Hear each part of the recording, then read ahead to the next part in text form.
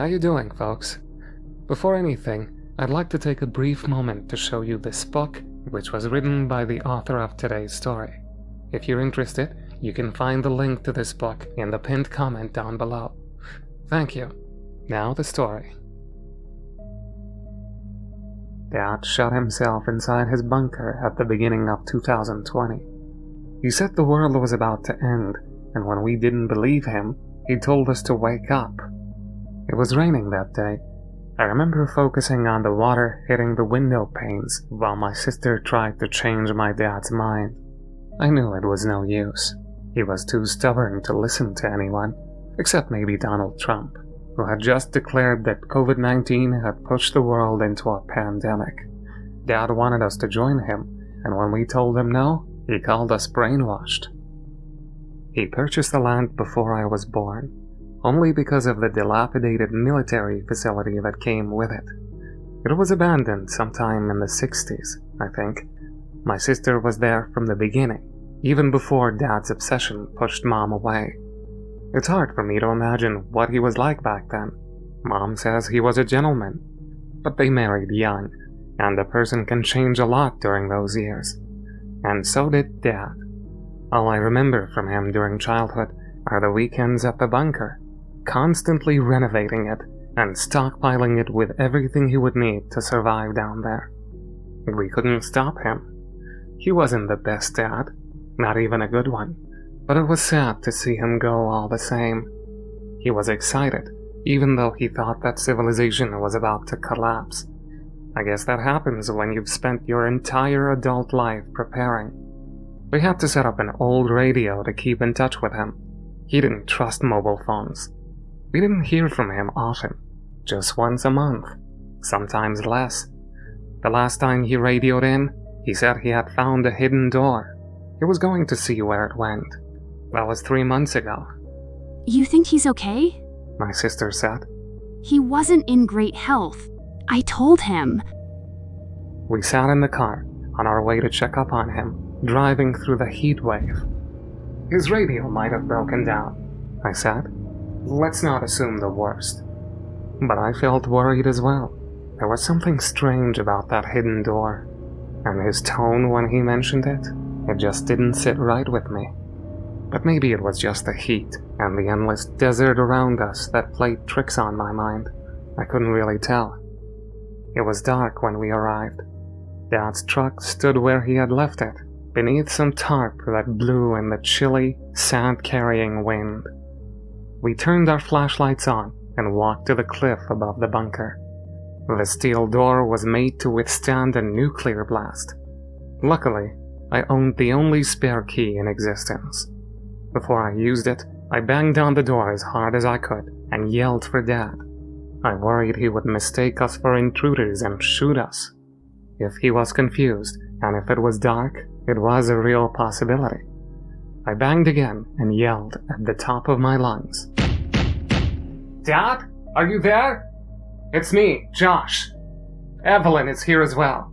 I don't think he can hear you, Evelyn said. I nodded. Dad, I'm going to open the door now. I was 17 the last time I was here. Back then, it was the Muslims that were going to end civilization as we know it. Before that, it was the Russians. Now it was China. There was always something threatening his beloved freedom, and yet he was never truly free. My sister put her hand on my wrist just as I was about to unlock the door.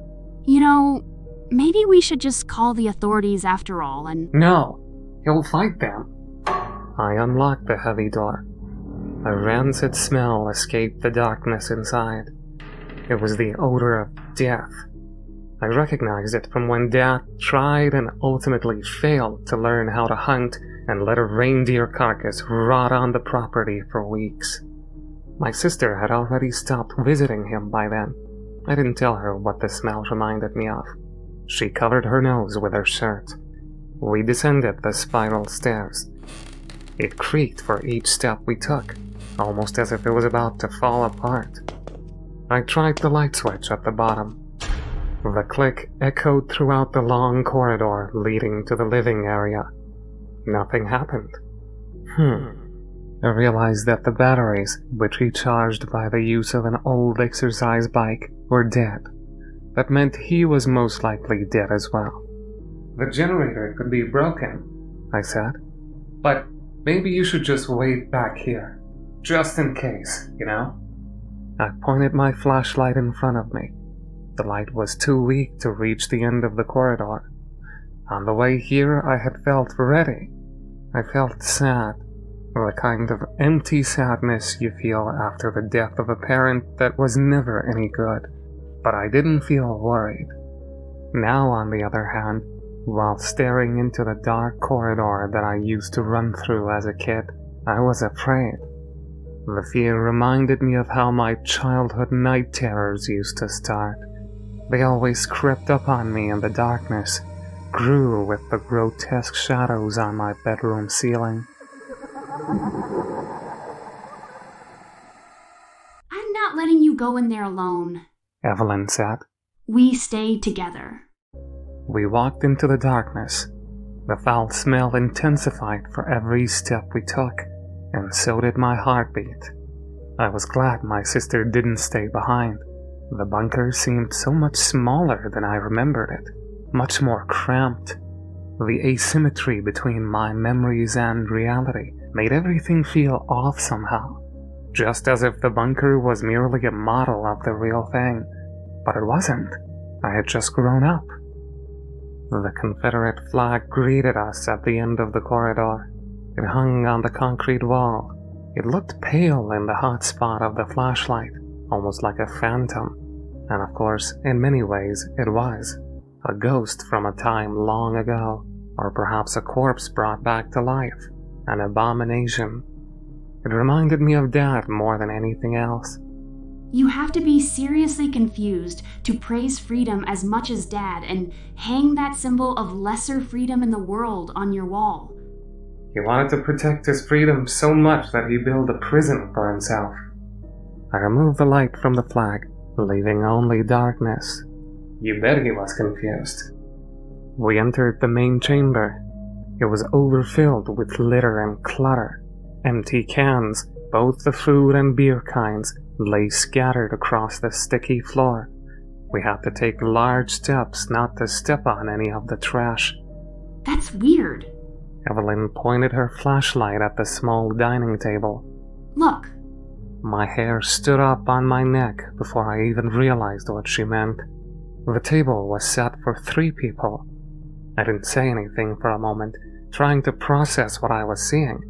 And just when I was about to speak, my sister interrupted me. Who the fuck was here with him? Well, we don't know. I mean, he might have left the old plates on the table and... The sound of something falling to the ground came from one of the other rooms further into the bunker. I pointed my light in its direction, but couldn't see what made it. Dad! I yelled.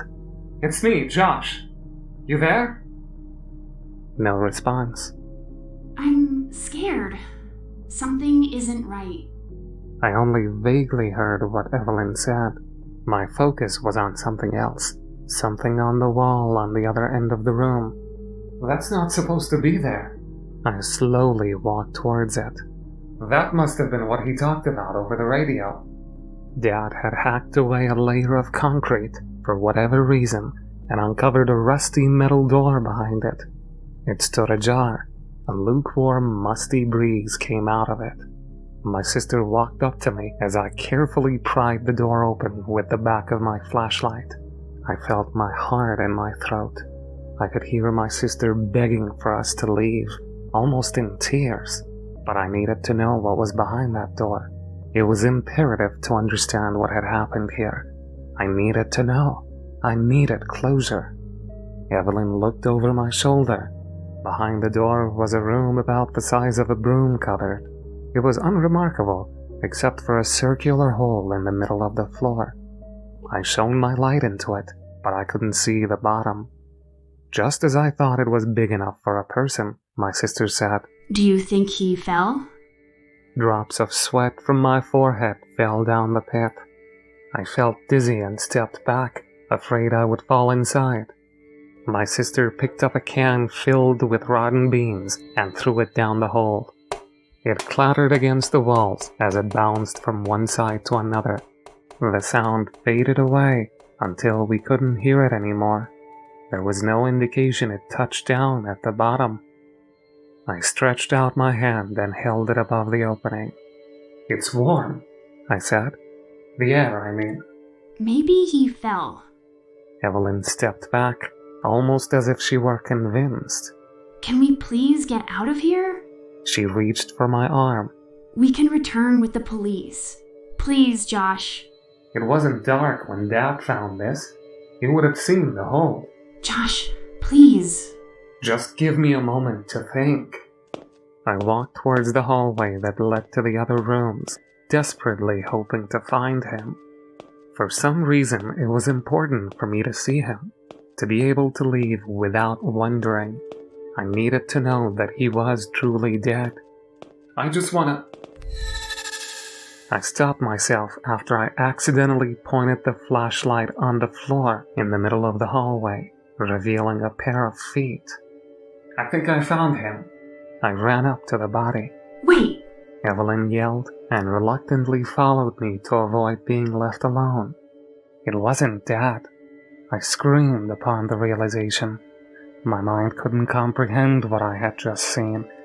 I spun around and tried to run away, completely acting on instinct, and crashed into my sister. She grabbed me and kept me still, and as she looked behind me, down at the dead body on the floor, she began to cry while her hands trembled uncontrollably against my shoulders. Oh my God, how is it possible? It's you. Let's get the fuck out of here. Move. There was nothing that could explain this, and the more my mind tried to, moving in an endless loop doing so, the more the dread grew inside me. I only got a glimpse of the body before I panicked, but my sister was right. The half-rotten face was the same as mine, with a bullet hole in the middle of the forehead. We stumbled our way through the living area, tipping over chairs and kicking cans all over the place.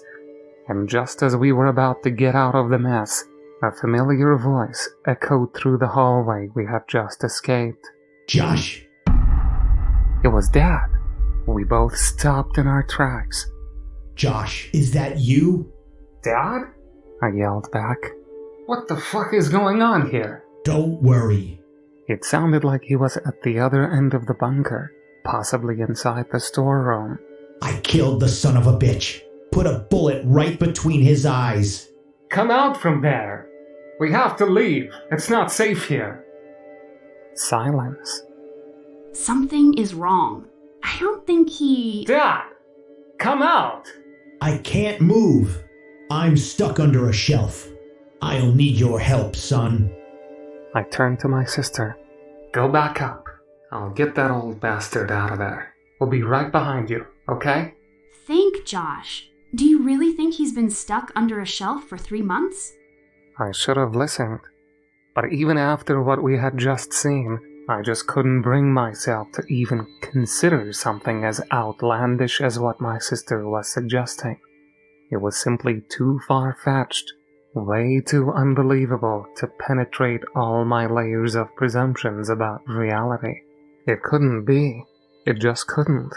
Hence, I ran back to the hallway, yelling for my sister to get back up to the surface and wait for us there.